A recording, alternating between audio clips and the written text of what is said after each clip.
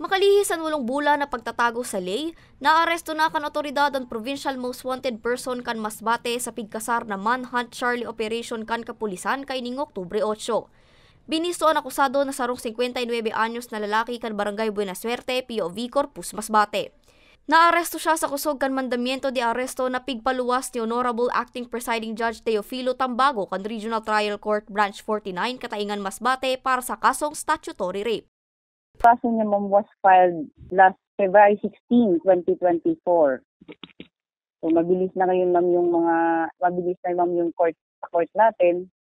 Yung nailabas agad ang warrant, so 8 months, meron na agad siyang warrant. So nakasama po siya sa list kasi October 3 po lumabas yung warrant niya. So ina-update siya, yung list is first week ng every month.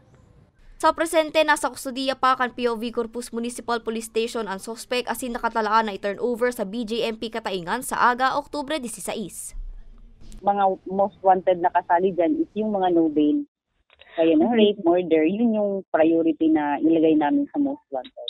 For investigator, kaka-upload lang po sa e-warrant system ng commitment order. So, for ito-turn over na po nila sa BJMP sa Kataingan itong accused kasi lumabas na po yung commitment order kanina lang. Katakod kay ni liwat na nangapoda ng Masbate PPO sa publiko na makipagtabangan sa indang nga ni madakop ang mga most wanted sa indang probinsya asin matauan ni hustisya na biktima kan mga nagtatagong kriminal.